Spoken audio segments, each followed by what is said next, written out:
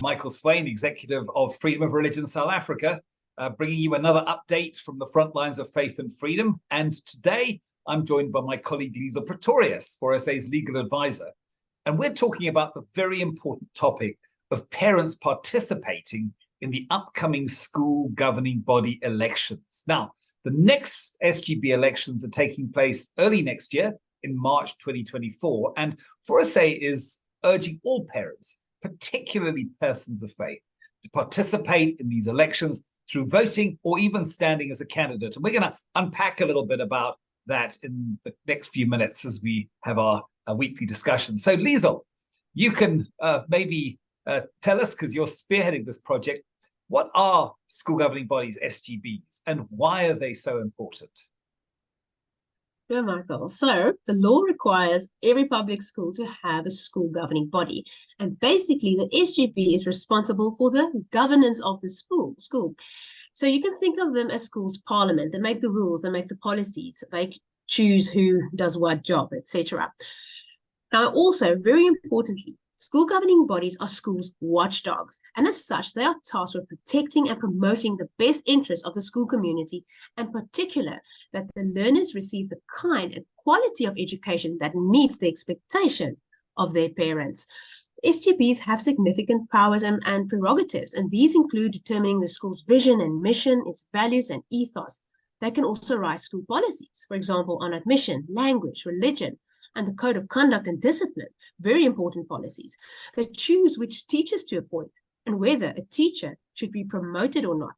They also manage the school facilities. So, for example, they decide if they have a school halls, should it be leased to a church on a Sunday or not, etc. So it's very important also that to know that in the area of life skills and life orientation, the school governing body can choose and approve the content used to teach that subject. The school governing bodies consist of elected members. So you have the principal, ex officio, you have co-opted members, you have parents and guardians of children who are in the school, you have teachers, you have non-teaching staff, and you also have learners who are grade 8 or higher, if it's a school governing body of a high school, of course. And importantly, very importantly, the law requires that parents always hold the majority of the voting membership of a school governing body. So if you put all the other categories of members together, there should always be more parents who have voting power. Why is this important? Because school governing bodies represent the institutional authority of parents in the public school system. And as such, it ensures that parents have the final say about the education of their children. Yeah, that's really great, Liesl. And as you rightly say, school governing bodies are not only watchmen, but they're also gatekeepers. They protect and promote the best interests of the school community, and obviously so that learners receive a quality education that meets the expectation of parents. But I think very specifically as the representation of that parental authority in the public school system. And school governing bodies are absolutely crucial because they help to ensure that parents' right to raise their own children in accordance with their own beliefs is not interfered with.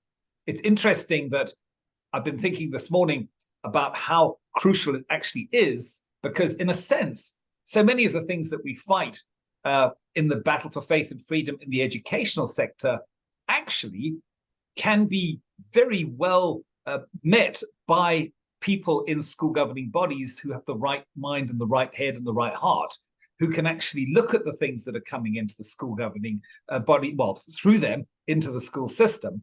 And, unfortunately, we are aware of numerous developments in the public school system that actually threaten to undermine parents' right to raise their own children according to their religious beliefs and moral values.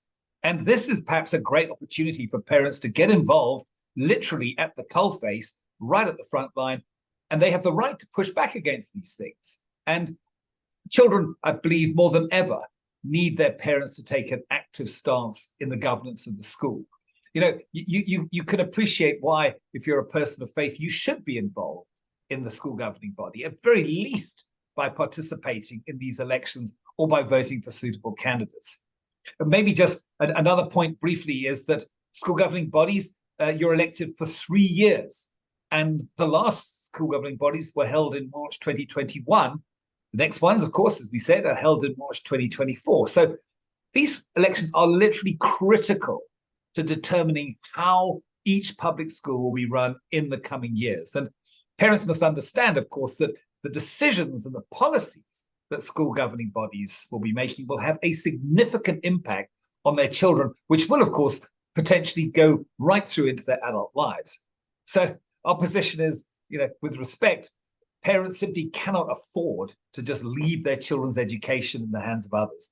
They need to vote in the upcoming elections. They need to consider standing as a candidate themselves, and of course, to encourage other parents to do the same.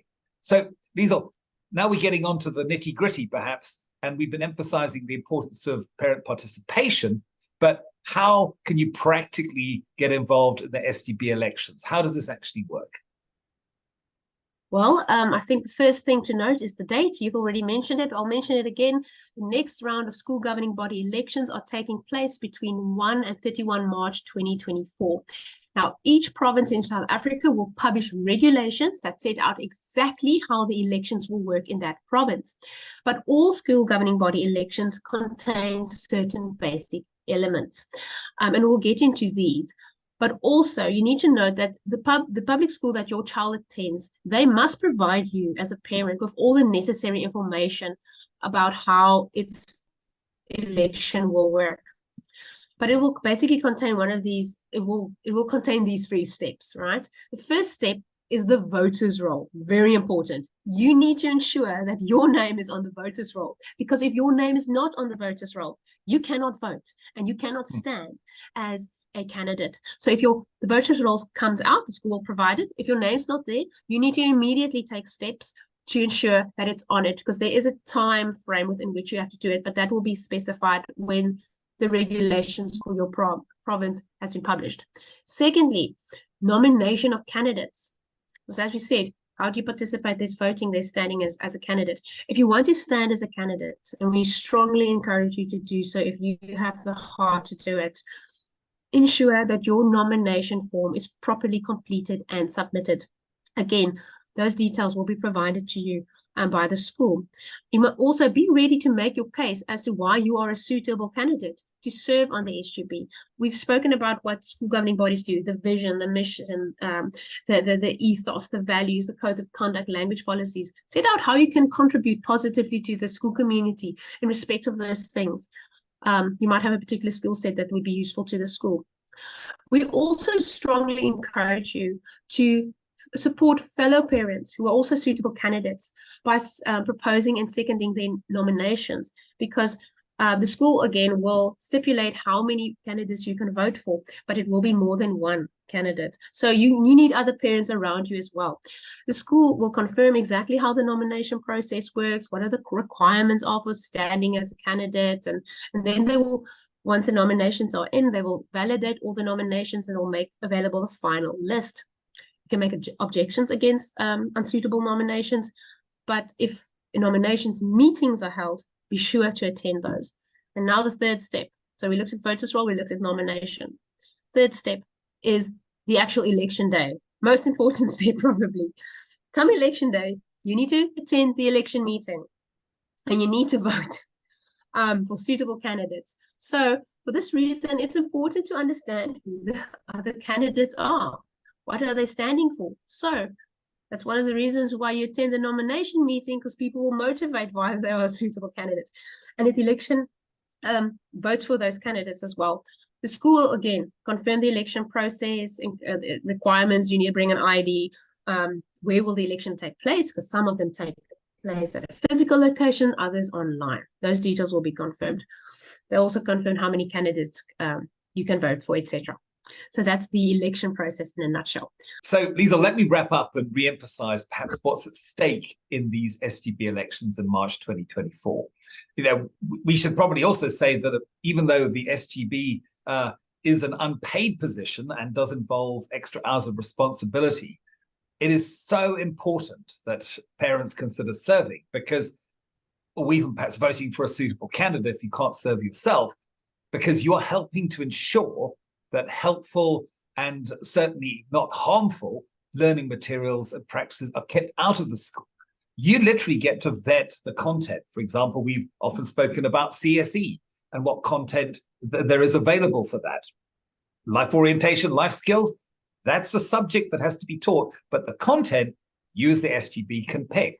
Think about the religious policy that school governing bodies can write. So, 4SA was part of a case called Oh God, which established that schools can indeed have religious observances taking place within the school, but it's the school governing body who writes the policy. That's a significant power.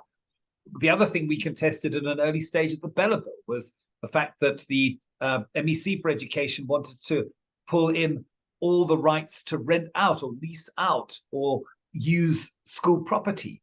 That still is a prerogative of the school governing body. So school governing bodies, again, can open up that type of opportunity to outside organizations to come in. So when parents are not involved in the governance of their school and simply leave it to others, they basically risk losing control over the kind of education that their child will receive and also what happens within the school. And again, they shouldn't be surprised then if they learn that their children are being taught things that contradict and undermine their values. Now, again, to repeat, under South African law, parents have an inalienable right to choose the form of education which is best for their children. And that, of course, includes the cultural and religious basis for that education. And they have the primary responsibility for that. So there is no better way than to make sure that your rights are respected than to get involved with the school governing body's elections, to stand as a candidate and to vote for suitable candidates. So that's really where we leave it. We're going to be speaking about this, no doubt, more in the coming days because it is so important that we gear up for March 2024. So, Liesl, maybe you could just close it out by telling us where can we get more information? Where can people keep track of this very important issue? Certainly, Michael. Viewers can get more information and stay up to date as new information becomes available by visiting the 4SA website. The address is forsa.org.za. So when you go to our website, at the top, you'll see a slider banner. And on that banner is an image to our specifically created SGB Elections landing page. And on that landing page, you'll get a lot of information about the upcoming elections. We have some more written documents with information, articles, to help you and to equip you. You can also on our website subscribe to our newsletter. It's a way to get updates. You can visit our Freedom of Religion SA Facebook page, follow and like. You can subscribe to our YouTube channel so you get content as it becomes available. And yes, we trust that this discussion has been helpful to you, and especially that you understand the incredible importance of participating in the governance of your child's school. Your child needs you to participate. You cannot afford not to.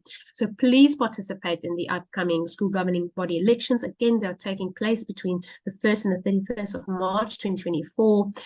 And encourage other parents to do the same. And especially if you want to stand as a candidate, get ready to make your case and think about how you can contribute to the governance of your child's school. Thank you and have a great day. Good day. This is Daniela Ellerbeck, the legal advisor to Freedom of Religion South Africa. Remember to like and share this video and then click on the subscribe button to make sure you never miss our video updates on vital religious freedom issues.